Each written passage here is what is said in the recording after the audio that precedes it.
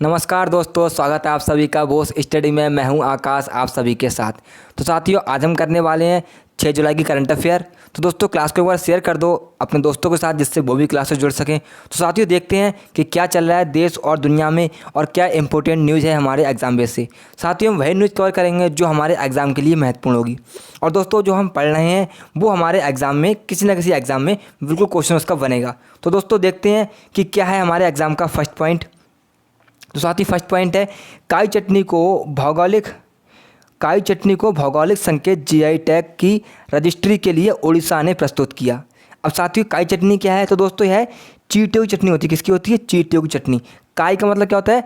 Red beaver चींटी, यानी कि यह चींटियाँ जिन्हें वैज्ञानिक रूप से ओकोफिला स्मार्गडीना कहा गया है। अब दोस्तों, क्या है तो जो उड़ीसा के लोग हैं यह उससे इस चटनी को बहुत चाव से खाते हैं, बहुत मन से खाते हैं। और कौन चटनी है? तो काई चटनी। भौगोलिक संकेत किसने दिया जीआई टैग को? तो उड़ीसा ने इसे प्रस्तुत किया है अभी।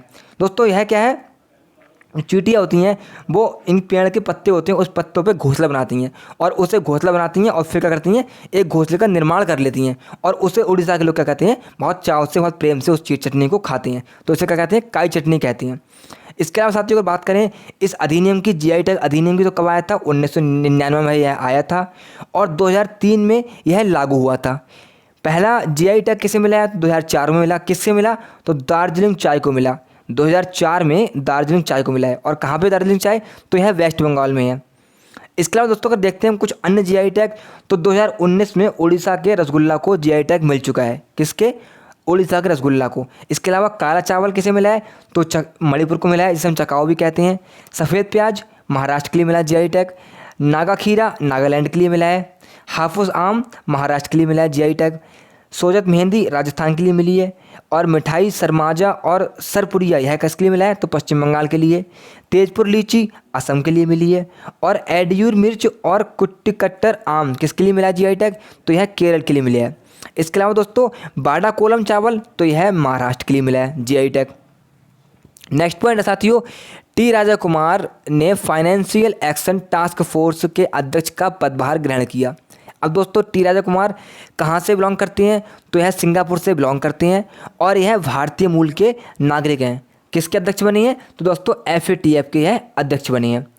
एफएटीएफ का दोस्तों कौन अध्यक्ष है? तो यह बन चुके हैं। इसके अलावा फॉर्मेशन कब हुआ था? तो 1989 में इसका फॉर्मेशन हुआ।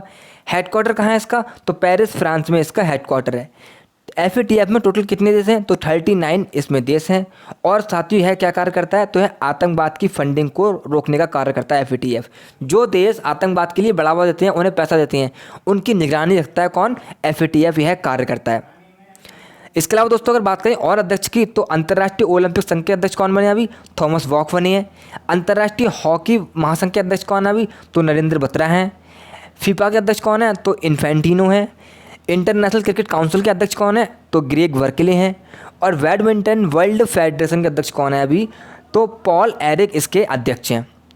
नेक्स्ट पॉइंट है साथियों, भारतीय सेना ने जोधपुर में सीमा और तटीय सुरक्षा के पहलुओं पर सुरक्षा मंथन 2022 का आयोजन किया। अब दोस्तों, भारतीय सेना में कौन कौन था?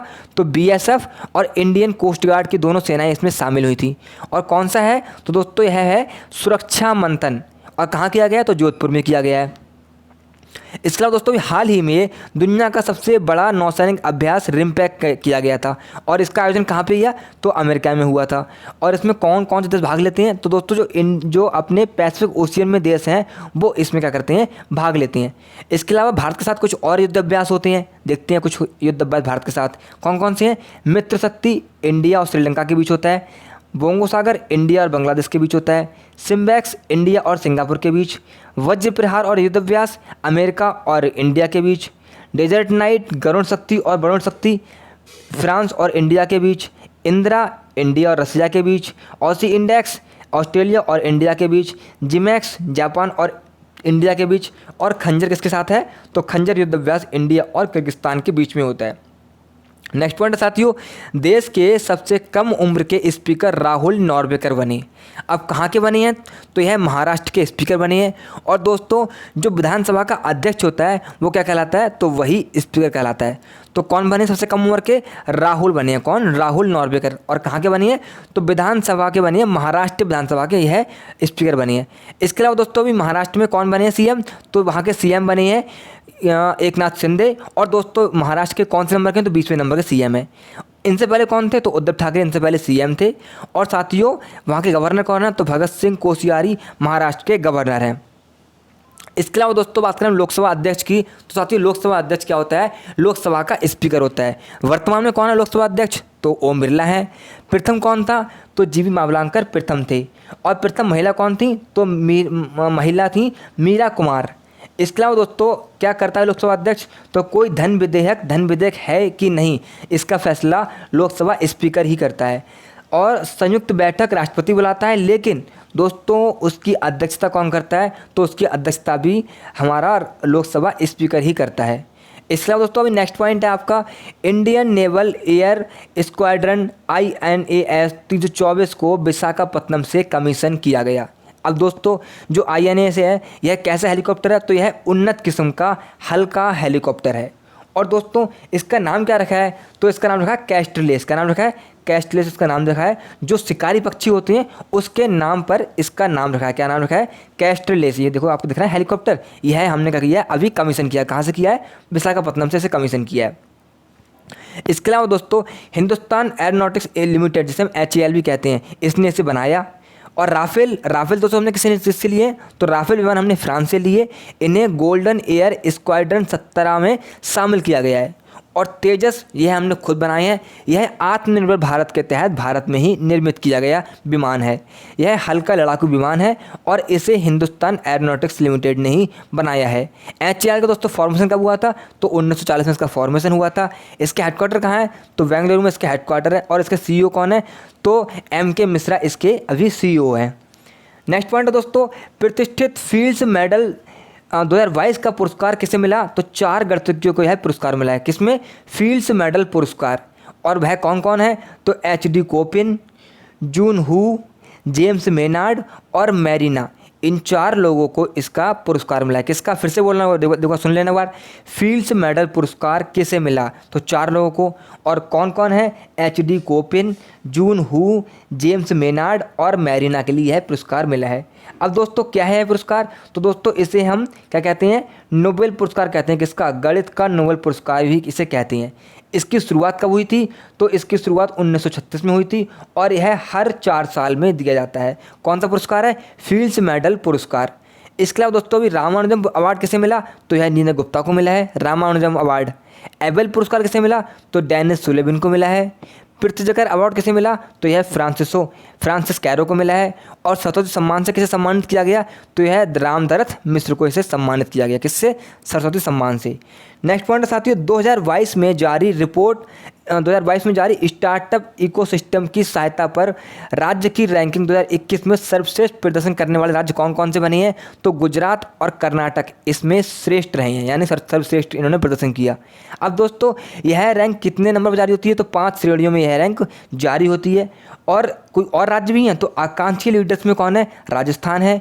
और यूपी कौन से किस में है, तो यूपी लीडर्स में शामिल है। कौन सी रिपोर्ट है, स्टार्टअप इकोसिस्टम की सहायता से रिपोर्ट जारी की गई है। और दोस्तों इसके अलावा भी हाल ही में ईज ऑफ डूइंग बिजनेस की रैंकिंग भी जारी की गई थी, जिसमें आंध्र प्रदेश शीर्ष पर रहा था। यह रिपोर्ट कौन जारी करता है, तो वाणिज्य मंत्रालय जारी करता है। और अभी वाणिज्य मंत्री कौन है, तो पीयूष गोयल अभी हमारे वाणिज्य मंत्री हैं। इसके अलावा दोस्तों अभी और भी इंडेक्स जारी हुए हैं, एक बार देख लेते हैं भारत की स्थिति क्या है उन इंडेक्स में। तो भुखमरी सूचकांक में भारत 101 स्थान पर रहा है। विश्व शांति सूचकांक में भारत कौन से स्थान पर रहा, तो 135वें स्थान पे। सतत विकास में भारत का स्थान क्या रहा, तो 121 रहा। पर्यावरण प्रदर्शन सूचकांक में भारत का स्थान क्या है, तो 180। और अंतर्राष्ट्रीय खुशहाली सूचकांक में 136 रहा। वर्ल्ड प्रेस फ्रीडम इंडेक्स में हम कौन से स्थान पे हैं, तो 150वें नंबर पर रहे। बौद्धिक संपदा में 43 पे। और अक्षय ऊर्जा में हम 3रे स्थान पर रहे। नेक्स्ट पॉइंट साथियों, स्वच्छ सागर सुरक्षित सागर अभियान 75 दिनों के लिए शुरू किया गया। अब यह क्या है अभियान? तो दोस्तों यह जो समुद्र तटीय आपके क्षेत्र हैं वहाँ के लिए चलाया गया है। इस अभियान साथियों यह अभियान आज़ादी के 75वीं अमृत महोत्सव के तौर पर चलाया जाएगा। कितने दिनों के चलाया जाएगा? तो 75 दिनों के लिए इसकी शुरुआत की गई है। और यह कहाँ पर चलाया जाएगा? तो समुद्र तटीय मैदानों में यह चलाया जाएगा। इसके अलावा दोस्तों अभी हाल ही में हिमाचल प्रदेश ने सिंगल यूज प्लास्टिक को बैन कर दिया। क्यों बैन कर दिया? क्योंकि सिंगल यूज प्लास्टिक क्या करती है, बहुत अधिक पॉल्यूशन फैलाती है और गलती नहीं है। और दोस्तों भारत सरकार ने भी क्या कर दिया, इसे 1 जुलाई से इसे बैन करने की घोषणा की थी। इसके अलावा दोस्तों अगर बात करें और योजना की, तो सागरमाला योजना किसके लिए है? बंदरगाह विकास के लिए है, जो हमारे बंदरगाह है उसके लिए। भारतमाला योजना किसके लिए है? तो यह रेलवे ब्रिज के लिए विकास के लिए है। और पर्वतमाला योजना किसके लिए बनाई गई है? तो यह रोपवे विकास के लिए बनाई गई है। कौन से? जो हमारे रोपवे होते हैं, रस्सी के द्वारा चलाए जाते हैं, उसके विकास के लिए पर्वतमाला योजना बनाई गई है। तो दोस्तों यहाँ हमारी क्लास कंप्लीट होती है। अब एक बार क्लास को शेयर कर दो अपने साथियों के साथ, जिससे वो भी क्लास से जुड़ सकें और क्लास को देख सकें। तो दोस्तों जिन्होंने क्लास को लाइक नहीं किया वो लाइक कर दो, क्लास को शेयर